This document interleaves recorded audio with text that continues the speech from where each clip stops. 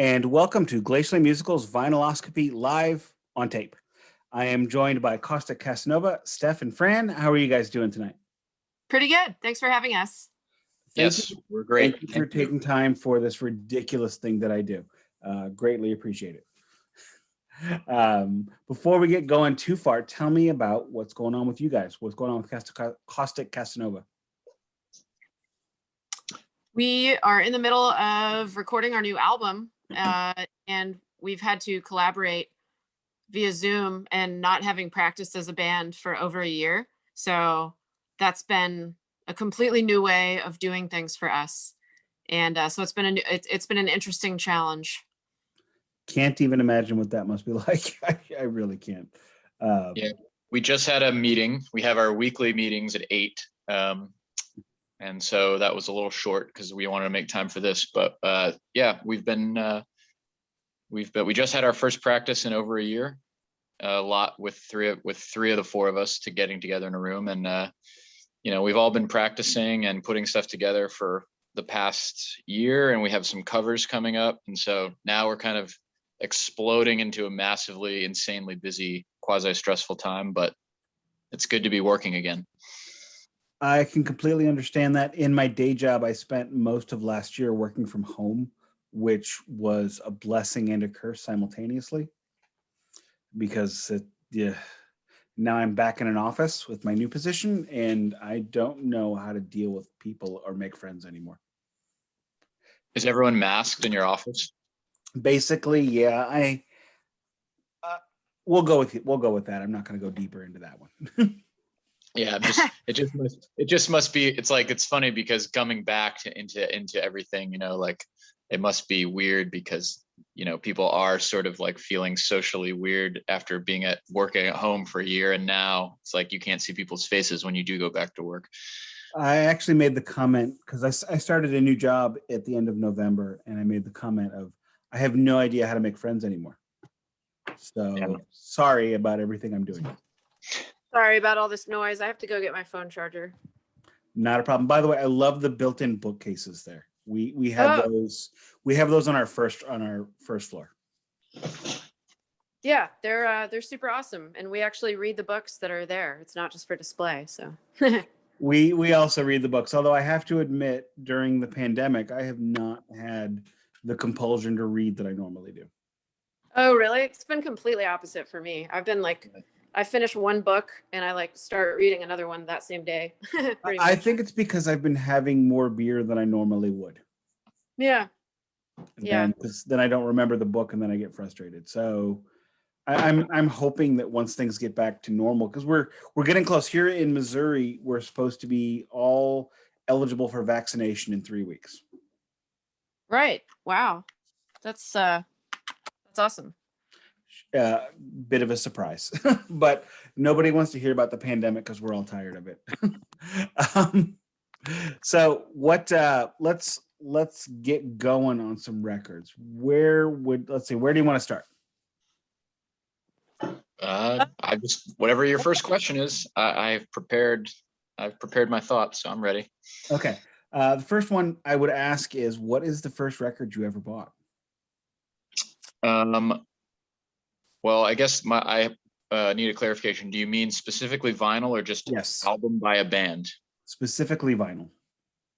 The specifically vinyl, well, the first thing that I ever received was Fragile by Yes, which was years before I had a record player and years before I collected records. I always just had it and kind of had it as a nice piece. It's definitely my first record. I think the first thing I ever bought with my own money was Black Sabbath Volume 4. I was scanning my collection, going through my brain earlier today. I'm pretty sure it's Volume 4 is the first record I ever bought with my money. For me, the first one I ever bought was an accident. I was covering a show, and the opening act, Crowbot, was talking about buy our EP, buy our EP. So I went over to the table and I said, "Hey, let me get your EP." And he's like, "It's $10." And I'm like, "I've only got 5." So he said, "Sure." And then he handed me this really big CD. That is a big CD. I didn't even have a turntable. So it was, I hope it has a download code. And A few years later, now I'm at 700. Super important download codes. We try to make it a point to always have download codes in our records. And if we don't ever have a code for like a record we're giving out or a batch of records, we give a free CD with our. That is something I think a lot of people miss out on, because except for the time when I was working from home, being able to, in my last position, because I was one of the 17 people on the earth that could have a turntable in their office. More often than not, even the people like myself who are big vinyl listeners, more often than not, I'm not listening to vinyl because I don't have the time. So the download codes are very important. Thank you for that. For sure. I don't necessarily have an answer because like I didn't grow up with a record player, and I never had a record player of my own until, you know, Francis and I basically his collection became our collection. Nice. But I can answer it from a CD perspective. Cosmic Thing by the B-52s, $2 at a garage sale when I was like 10 years old. And I felt super cool for having it. $2 at a garage sale is kind of high. It's kind of high, right? Yeah, especially like in the mid 90s. That's like $47 now, I think. It was one of my prized possessions. The first music I ever owned personally was Live Evil on cassette, quickly followed by Led Zeppelin 3, quickly followed by Beastie Boys' License to Ill. Nice. So eclectic collection there. That's kind of where I'm at now, which, like, I don't know if you've noticed the questions are kind of eclectic as well. Yeah, well, we're an eclectic band, so I think you got some good interview subjects. I don't like a friend of mine was making fun of me today because I posted a Poison. I got a Poison album this weekend, my first like Poison record, and he was like, "Oh, I always took you as a hair metal guy." I'm like, "No, I'm an everything guy." And one of those things is hair metal because I love hair metal. Sorry. CC DeVille's a great guitar player. I disagree, but I love him still. You think he's a bad guitar player? I think he's got some really cool solos. I think he put it best. I had the right influences. I don't know what happened between the record player and me. Well, it's very interesting. Look, I still love the music, but I'm not going to say he's a great guitar player because he's not. And I also will say that seeing him solo was one of the worst experiences I've ever had. Well, I've never seen them live, so I'll withdraw my comment until. No, this wasn't Poison. This was Samantha 7, his side project. He comes out and he goes, "We're gonna play all motherfucking night." It was 45 minutes. That is so not all night. No, not remotely close. And he's like, "Come over and meet me." No, I don't want to now. Sorry. And coupled with the fact that Samantha 7 was a terrible, terrible, terrible project. So it's a terrible band name. It is, yeah. I don't know anything about it, but it sounds like I don't want to. So nobody does. Nobody does. And that's actually probably something I should cover on the podcast with my friend Duncan. But that's neither here nor there. It's funny. I was just gonna say, like, those guys that did that, like hair metal people that did like projects in the 90s and 2000s. I was just gonna say, like, they have such a preponderance of bad band names. Like I was thinking about it. There's so many terrible band names of those guys that did their own thing in the 90s and after. I couldn't even tell you what that music was. It was kind of like how speaking, you know, oh God, what the hell is this? Tommy Lee did a solo project, and he's like playing not Methods of Mayhem where he did rap, but the other one where it was Tommy Lee and he played guitar, and he's like playing like kind of like chunky metal, and it's like, who wants this from you? Exactly. I think that's a question more people should ask themselves as they develop their career as an artist. Who wants this from you, and why? I think they should ask that of themselves before they get established. I agree. Once you get established, just do it. Just do whatever, which is what Tommy Lee did. I also did not buy it, though. I respect his choices, but I did not buy it.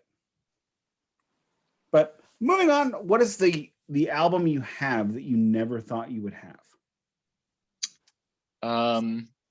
More of a question for Fran, because he's like the record collector, but I can add after he goes through his. So I prepared this with a visual of This, which I just got.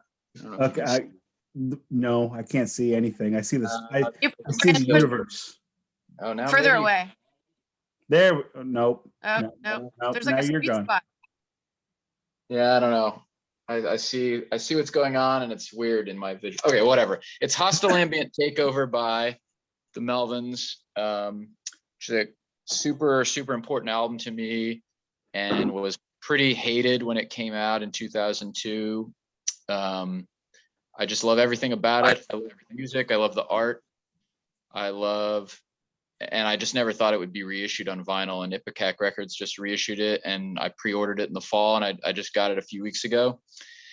And the Melvins are super important to me. One of my favorite bands, probably my biggest influence as a songwriter. And that album just is very, very important to me. And I'm so excited that I have it, and I get it out every day and just look at it. Completely get that. For me, I'm not a big fan of the Melvins. I see them a lot like the Andy Kaufman of music, which is a very respectable place to be. I love Andy Kaufman as a comedian, but I would have hated to have seen him live. Well, I guess I probably get what you're getting at. But they yes. had a song that was 2 minutes of hammering, and Yes, they have a lot of jokes. Cool. They just do whatever the hell they want, you know. Like I completely wasn't like, do. naturally And a they Melvins fan. Like, go ahead. Sorry, they completely do, and they completely mess with the audience, which is why they're the Andy Kaufman of music. I became a certainly fan do. through Fran, essentially, but I you know, I'm really into them now. I think now that I like get them, or I feel like I do. That's something you have to get, and I don't get it, and that's just me. My album that I never thought I would get actually showed up today, so it's often changing. Ace Frehley, Trouble Walking. This is an original press off Megaforce Records from 1989. Wow. I found somebody selling it for half of market value, and I just jumped. They re-released it on Record Store Day last year on a Cool Swirled vinyl, and it completely sold out. The problem with anything Kiss or Kiss related is anybody who is into it buys 4 copies of everything because they believe it's going to be collectible. And then they sell it for 5 times what it's worth. So I didn't get one. Like toilet paper at the beginning of the pandemic. Completely like toilet paper at the beginning of the pandemic. I know we don't have much time, but I actually met Ace Frehley. He's like one of the only famous people I've ever met at an interview, a job interview. He was just there. He was playing at the music venue I was interviewing at. And I actually talked to him for a little bit, and his tour manager, and he was super nice. And How long ago was this? It was like I want to say 4 years ago, 4 or 5 years ago. Did you have to yell at him? Because he's really deaf now. No, we were all standing pretty close. He's so deaf now that he can't sing or play anymore, but still sings and plays. Yeah, well, his tour manager was telling like a really funny, bizarre, and long story. And so Ace and I were just kind of standing like pretty close to each other, but right across from each other, just sort of like, okay, and doing the like, hi, how are you? Kind of like hushed thing. It was pretty funny. And he's really nice. I would wager that Ace probably didn't hear anything, but that's just me. Yeah, maybe not. He uses 3 half stacks as his monitor on stage. Well, I hope he uses earplugs. He does not. So it just gets worse and worse because as he gets older, he hears less, so he turns up higher. But that's neither here nor there, I guess. What is the album that shows that is the best representation of what you do as a musician? That's in the collection? Yeah. That's super tough. Maybe Fran has like a better prepared answer. I mean, I don't really have one because we don't really sound like any other band that I can think of. We're talking about other bands. Yep.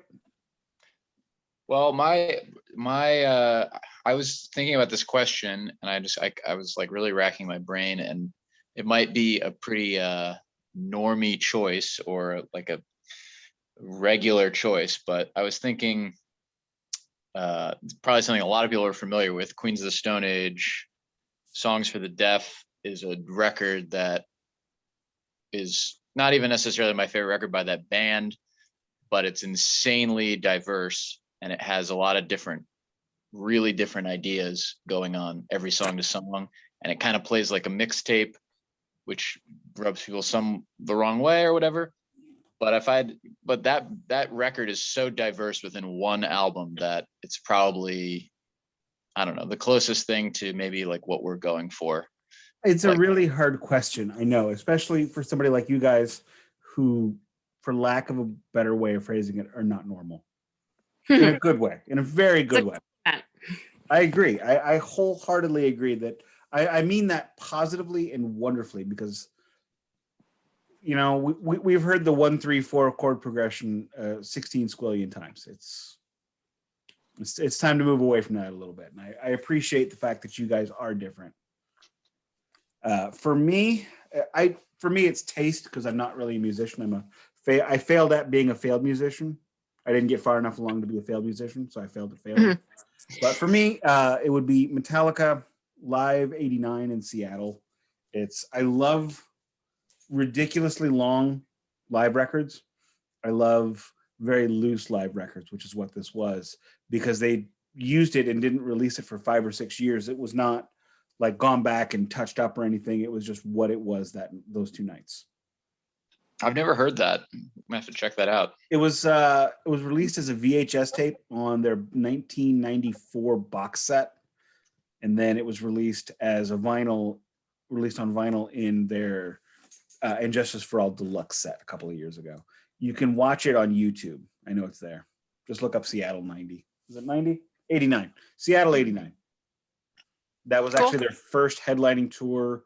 They were ridiculously drunk and could not believe what they were seeing, because, like I said, it was their first arena tour. It's hard to believe that Metallica had a first arena tour, but they did. Yeah.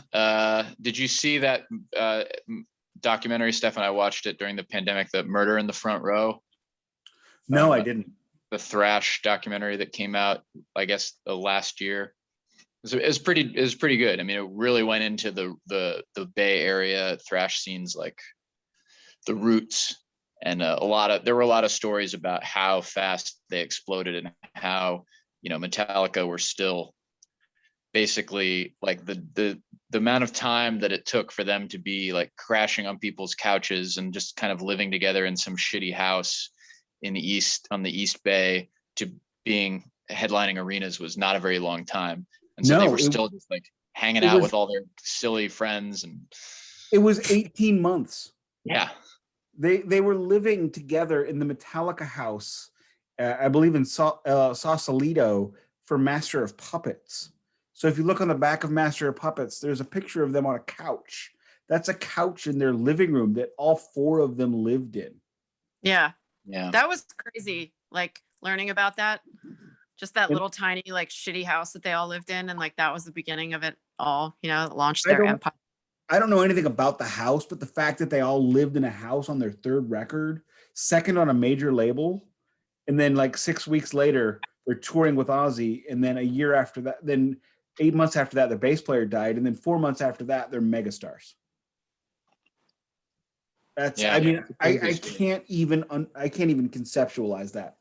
I mean, I guess I just did, but still. It's a crazy story. So why is that record the thing that most encapsulates your music taste?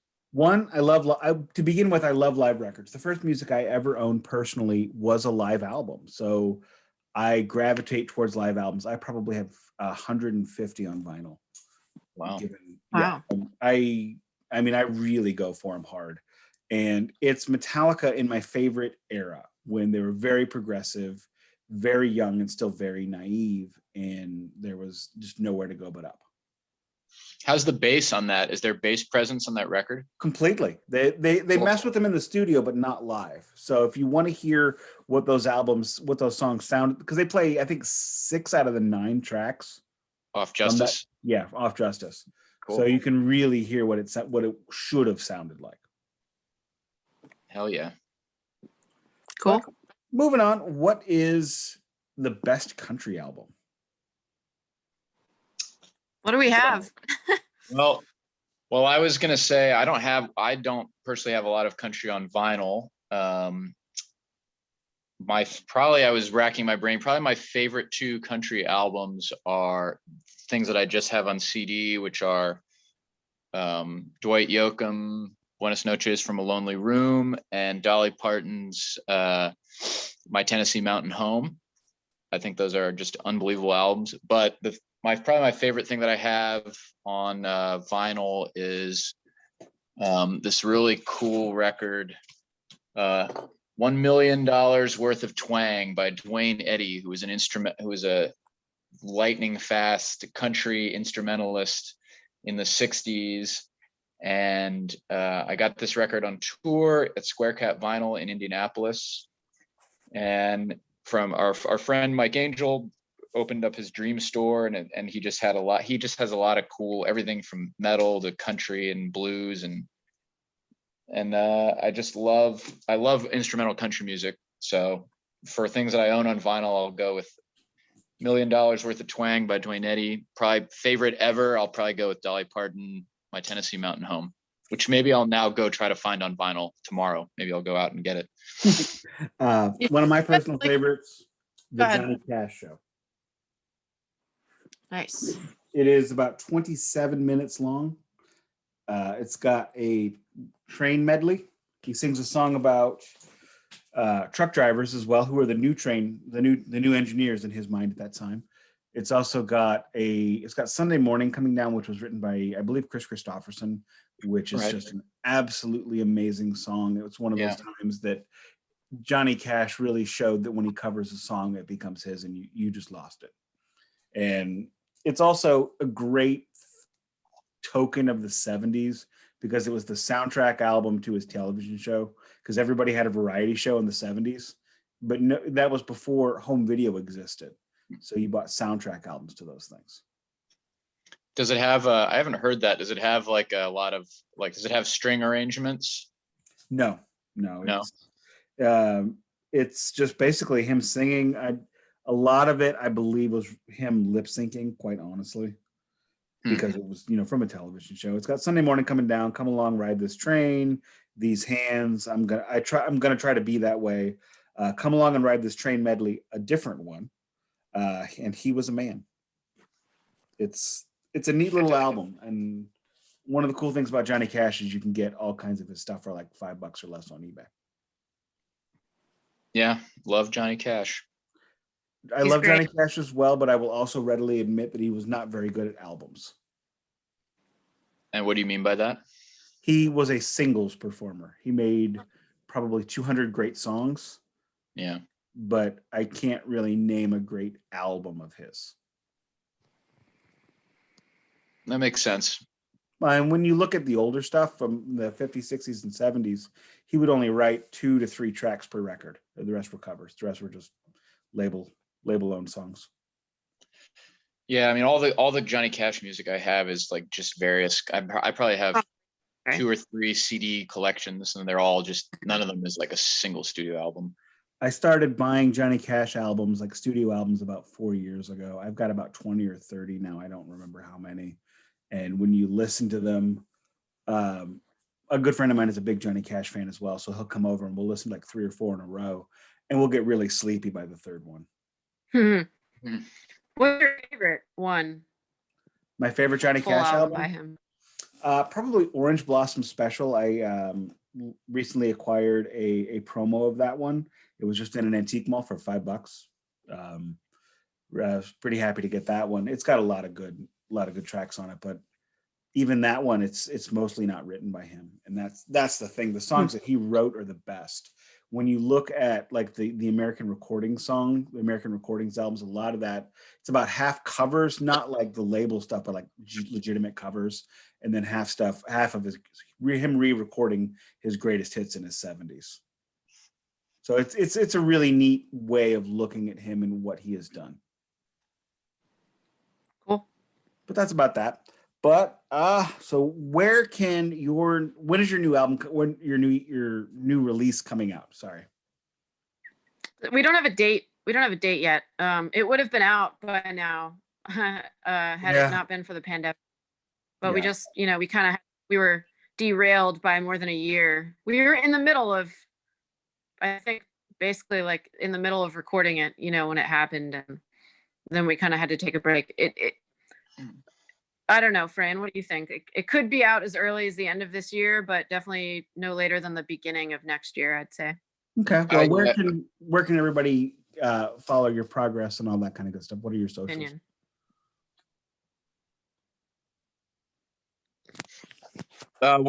It's Facebook.com/Caustic Cassanova, Instagram /Caustic Cassanova, Twitter. It's all Caustic Cassanova on we're even on TikTok now. That stuff's running that. Every place, we have causticcasanova.com. It's easy to remember. It's just our name, on all the socials. With having such a unique name like that, it is easy to have the same socials everywhere. Very Yes. good choice. Exactly. Very good choice. And with that, I will say thank you very much, because we are about out of time. And is there anything that I missed that we should know? I don't think so. Thanks for having us. We love Yeah, talking about music and Yeah, doing this is this super kind of thing. cool. So Awesome. Thank you very much. You guys have a great night. Thank All you. right. Thanks, Nick. thanks, Nick.